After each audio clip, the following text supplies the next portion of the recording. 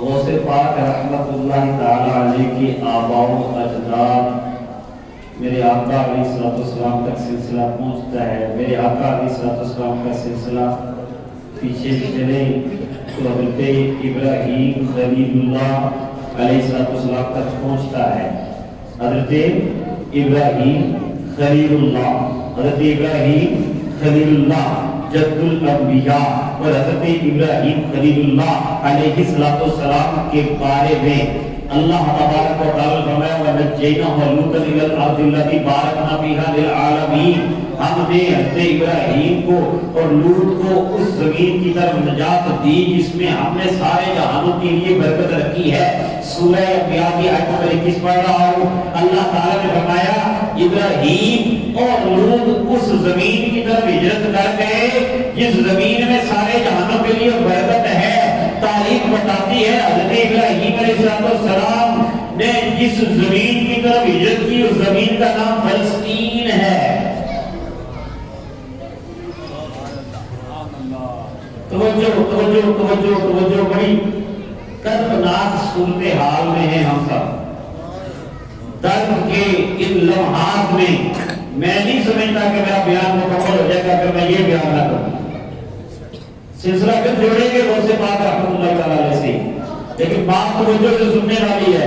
دیکھیے وہ زمین، اس زمین پہ ہجرت کی حضرت سیدنا ابراہیم علیہ السلام نے. اسی طرح حضرت موسیٰ علیہ السلام سورہ مائدہ کی آیت نمبر 20 سے 36 تک پڑھ لیں. حضرت موسیٰ علیہ السلام جب فرعون غرق ہو گیا اس کے بعد اپنے قوم کو بھی لے کر اسی سرزمین کی طرف آئے، اسی شہر میں اس کے ارد میں آباد ہونے کا حکم دیا. قوم نے نافرمانی کی تھی، ان کو اس نافرمانی کو سزا ملی، ساری وہاں پر ذکر ہے. اور اسی طرح یہی وہ فلسطین کی سرزمین ہے جس کو حضرت سیدنا داؤد علیہ السلام اور حضرت سیدنا سلیمان علیہ السلام نے اپنا پایہ تخت بھی بنایا تھا. اور یہی وہ سرزمین ہے فلسطین کی جہاں پر حضرت سلیمان علیہ السلام نے اللہ کے حکم سے بیت المقدس مسجد اقصی کو تعمیر فرمایا. سبحان اللہ. اور بیت المقدس یا بیت المقدس جس کی تعمیر آپ نے کبھی ایک حدیث شریف کے حوالے سے سناتا چلوں. حضرت ابو ذر غفاری رضی اللہ تعالی عنہ نے نبی کریم صلی اللہ علیہ وسلم سے پوچھا تھا کہ اس زمین پر سب سے پہلی مسجد کون سی بنائی گئی؟ میرے آقا علیہ السلام نے فرمایا المسجد الحرام، وہ مسجد حرام ہے. پھر پوچھا اس کے بعد کون سی؟ تو فرمایا المسجد الاقصی، وہ مسجد اقصی ہے. اور یہ بھی فرمایا کہ ان دونوں کے درمیان 40 سال کا فاصلہ تھا. تو اس کی دنیا کے یہ دوبارہ تعمیر ہوئی ایک نئے سرے سے حضرت سلیمان علیہ السلام نے کی. اور یہاں پر نبی پاک نے حضرت ابو ذر غفاری کو یہ خوشخبری بھی سنا دی کہ اب میں آ گیا ہوں نا، اب مسجدوں کا معاملہ نہیں ہے. ثم الارض لک مسجد، اب تو ساری کی ساری زمین تمہارے لیے مسجد بنا دی گئی ہے. فحیثما ادرکت الصلاۃ فحیثما ادرکت الصلاۃ فصلی، اب جہاں کہیں بھی نماز کا وقت آئے نماز پڑھ لیا کرو. تو یہ صدقہ مصطفیٰ کریم صلی اللہ علیہ وسلم کا. تو بہرحال یہاں پر مسجد اقصی کا ذکر میرے آقا کرتے ہیں اور یہ وہی مسجد اقصی ہے جس کی طرف 17 یا 16 ماہ مدینہ منورہ میں منہ کر کے میرے آقا نماز ادا فرماتے ہیں. یہ قبلہ اول بھی ہے اور یہ وہی مسجد اقصی ہے کہ جس کے حوالے سے نبی پاک صلی اللہ علیہ وسلم نے فرمایا جب حضرت سلیمان علیہ السلام نے اس کی تعمیر کر لی، اللہ تعالیٰ فرمانے لگا قد ارى سرورا ببنیان بیتی، اے سلیمان تم نے میرا جو گھر بنایا ہے جس کو دیکھ کر مجھے بڑی خوشی ہوئی. اب مانگ کیا مانگتا ہے؟ حضرت سلیمان علیہ السلام 3 سوال کرتے ہیں. ایک تو یہ کہ اے اللہ مجھے ایسا فیصلہ کرنے کی ہمت عطا فرما، توفیق عطا فرما جو تیرے احکام کے مطابق ہو. دوسرا مجھے ایسا ملک عطا فرما کہ میرے بعد کسی کو نہ دیا ہو. اور تیسرا یہ سنیے مسجد اقصی کی فضیلت. فرمایا من اتی ھذا البیت لا یرید الا الصلاۃ فیہ خرج من ذنوبہ کیوم ولدتہ امہ. اے اللہ جو بھی تیرے اس گھر مسجد اقصی میں آئے اور ارادہ اس کا نماز پڑھنے کا ہو اور کوئی نہ ہو، یہاں سے نماز پڑھ کے جب جائے تو ایسا جائے جیسے ماں کے پیٹ سے آج ہی پیدا ہوا ہے، گناہوں سے پاک ہوتا ہے۔ مسجد اقصی کی فضیلتیں ہی، اور وہی مسجد اقصی جب نبی کریم صلی اللہ علیہ وسلم تشریف فرما ہو گئے تھے، جلوہ فرما ہو گئے تھے، روم والوں نے وہاں قبضہ کیا تھا اور روم والے ایران والوں پر غالب آئے تھے۔ دوبارہ یہ مسجد اقصی ہریپل وغیرہ جو عیسائی ہیں ان کے کنٹرول میں آ گئی تھی، اور اس کی خوشخبری، اس کی پیشین گوئی قرآن نے سورہ روم میں کی تھی، اور قرآن کی پیشین گوئی ٹھیک ہو گئی۔ الف لام میم غلبت الروم فی ادنی الارض وهم من بعد غلبہم سیغلبون۔ قرآن نے واضح کر دیا تھا کہ روم پہلے شکست کھا گئے تھے، لیکن عنقریب مومنوں کو پھر فتح سے ہو جائے گی، اور وہ ہوئی۔ تو بہرحال پھر اس کے بعد جب حضرت سیدنا فاروق اعظم رضی اللہ عنہ کا دور آیا، سبحان اللہ ہونا، حضرت سیدنا فاروق اعظم کے زمانے میں حضرت فاروق اعظم نے 17 ہجری 638 عیسوی میں اسے دوبارہ بیت المقدس جو ہے اس کو فتح کیا، اور یہ شہر جو ہے دوبارہ مسلمانوں کے پاس آ گیا۔ بہت مختصر میں بات کر رہا ہوں تو جو آپ کی اس تاریخ کے دائرے میں دلوا رہا ہوں، پھر 500 سال بعد، 500 سال بعد، یہ 500 سال تک مسلمانوں کے پاس ہی رہا۔ انٹرسٹ ہے تو اللہ سبحان اللہ کے تاکہ آگے بات کریں، ورنہ ہم بات ختم کر دیتے۔ دیکھیں اب پھر دوسرے بات کے در پہ آنے والے ہیں۔ 500 سال گزر گئے، مسلمانوں کے پاس ہی رہی، پھر عیسائیوں کو ان کے پادریوں نے اکسایا، صلیبی جنگوں کا آغاز ہوا۔ پہلی صلیبی جنگ میں 1099 عیسوی میں دوبارہ ان کا قبضہ، یہ جو شہر ہے بیت المقدس پر ان کا قبضہ ہو گیا۔ کن کا؟ عیسائیوں کا۔ وہی کن کا ہو گیا؟ عیسائیوں کا قبضہ۔ اب میں تھوڑا سا آپ کو روک کے پوچھوں گا، تھوڑی دیر پہلے میں نے کہا تھا تاریخیں یاد کرنی ہے۔ وہ جو 470 ہجری تھی آپ کا ولادت کا سال، اس کا عیسوی سال میں نے کیا بتایا؟ 1078، وہ 1078 ٹھیک ہے، 1078 کہہ سکتے ہیں، ہاں 1078 کا 1078 میں دوسرے پاک جلوہ گر ہو چکے تھے، اور جب فلسطین پر دوبارہ عیسائیوں کا قبضہ ہوا تو اس وقت 1099 چل رہا، یعنی 1099 چل رہا، اور پھر یہ سلسلہ 88 سال تک جاری ہے۔ کتنے سال تک؟ 88 سال۔ پھر آ گیا 1187 عیسوی، 1187 عیسوی اور 583 ہجری۔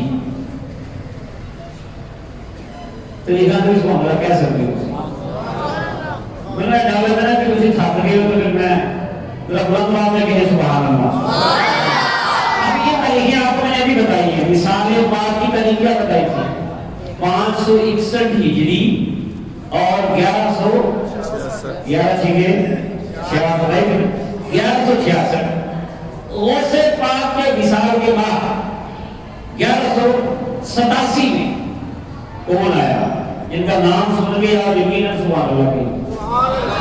پھر آگے سلطان صلاح الدین ایوبی رحمۃ اللہ تعالی، جن کا وصال 1193 میں ہوا ہے، انہوں نے پھر آ کر دوبارہ فلسطین کو فتح کیا، بیت المقدس پھر مسلمانوں کے پاس آ گیا۔ اب میں جلدی سے آگے بتا دوں کہ پھر 761 سال تک مسلمانوں کے پاس رہا۔ 1948 میں، یہ آپ پاکستان بننے کے قریب آ گئے، 1948 میں برطانیہ، امریکہ، فرانس جیسے چودھریوں اور اقوام متحدہ کی سازشوں کے ساتھ مل کر اسرائیل جیسا ناجائز ملک وجود میں آیا، اور جس کے ظلموں کا سلسلہ آج تک آپ دیکھ رہے ہیں، جس کرب میں، جس درد میں، جس مشکل میں آج ہم مبتلا ہیں، اور پوری ملت اسلامیہ، قرآن کو میں سوئے ہوئے باقی ملت اسلامیہ کا ہر ایک شخص جو ہے اس کو تکلیف ہے، اور کیوں نہ علیہ سے کسی نے یہ کہا محبوب الہی جس کو کہا جاتا تھا، کیا کہا جاتا تھا؟ محبوب الہی۔ محبوب الہی، وہ اللہ کے محبوب کیسے بنے تھے؟ بابا فرید رحمۃ اللہ تعالیٰ کے مرید ایک خاص خواجہ نظام الدین اولیاء دہلوی رحمۃ اللہ تعالیٰ، کسی نے کہا کہ آپ تو بڑے آسانی میں اللہ اللہ کرتے رہتے ہیں، آپ کو کوئی پریشانی نہیں، کوئی لالچ نہیں، کوئی ہرس نہیں، کوئی حوث نہیں، کوئی پریشانی نہیں، کوئی ٹینشن نہیں۔ آپ نے فرمایا جتنی پریشانی مجھے ہے دنیا میں کسی کو نہیں ہو، ایش کا سرا جب جہاں بھی۔ وجہ کیا ہے؟ وجہ بتانے لگے کہ یہ جو اللہ کی مخلوق کو ہمارے پاس آتی ہے، اپنے غم اور دکھ ہمیں سناتی رہتی ہے، وہ سارے ہم سنتے ہیں، وہ میرے دل پر پڑتے ہیں اور کہنے لگے وہ دل بڑا عجیب ہے کہ کسی مسلمان کا درد سنے اور اسے کوئی اثر ہی نہ ہو۔ اور پھر فرمانے لگے، میرے آقا علیہ السلام کا ارشاد سنانے لگے مسلم شریف کا، حضرت خواجہ نظام الدین دہلوی رحمۃ اللہ تعالیٰ علیہ کہ نبی پاک نے فرمایا المسلمون کرجل واحد، مسلمان ایک جسم کی طرح ہیں، ان اشتکا عینہ اشتکا کلہ، اگر اس کی آنکھ میں درد ہوتا ہے پورے جسم میں درد شروع ہو جاتا ہے، وَإِنِ اشْتَكَا رَأْسُهُ اشْتَكَا كُلُّهُ، اگر سر میں درد ہو تب بھی پورا جسم بے تاب ہو جاتا ہے۔ یہ حضرت نعمان بن بشیر رضی اللہ عنہ سے روایت مسلم شریف میں۔ اخوت کس کو کہتے ہیں؟ جو ایک کانٹا فلسطین میں تو ہندوستان کا ہر پیرو جمع بے تاب ہو جاتا ہے۔ یہ خواجہ نظام الدین اولیاء رحمۃ اللہ تعالیٰ نے ولیوں کی شان بھی بتائی۔ اچھا ایک کسی مقرر نے ایک بات کی تو مجھے بڑی اچھی لگی، وہ کہنے لگا ولیوں کی نشانیاں دساں۔ ولی نے ایک نشانیاں یہ کہ وہ بندیاں دی گلاں رب نال کردا ہے تے رب دیاں گلاں بندے نال کردا ہے، بندیاں دی گلاں رب نال کردا ہے۔ ہاتھ میں بولے یا اللہ کھلا دیا مشکل ہے آسان کر دے، کھلا دیا تکلیف دور کر دے، مشکل کچھ ہے، ٹھیک ہے۔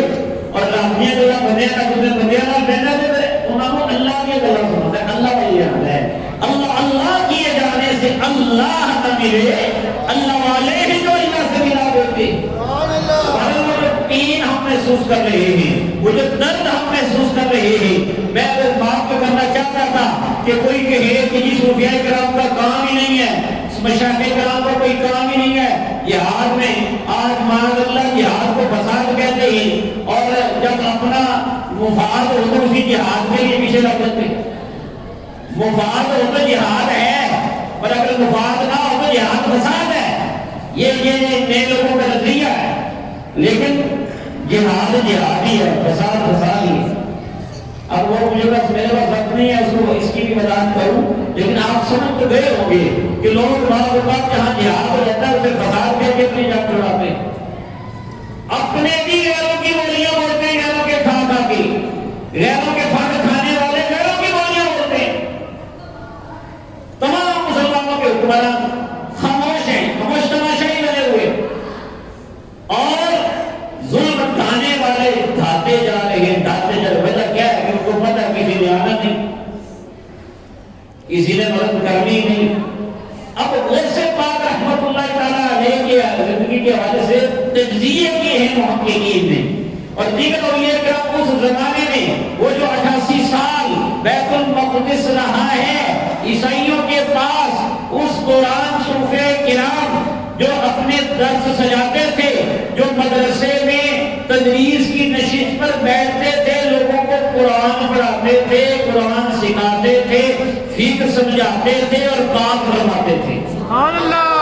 اب یہ غوث پاک کا بھی وہی دور ہے نا، تو غوث پاک رحمت اللہ تعالیٰ علیہ کے جو مدارس قائم کیے گئے تھے، ان سے افراد تیار ہوئے جو دونوں دین زکی کے ساتھ بھی ملے اور صراط ایوبی کی قیادت میں بھی چلے۔ سبحان اللہ۔ تو القدس کی بات یادی جو اس وقت ہوئی تھی، اس میں بھی ان اولیاءوں کا کردار ہے۔ سبحان اللہ۔ پر ایک بات آخر میں کر کے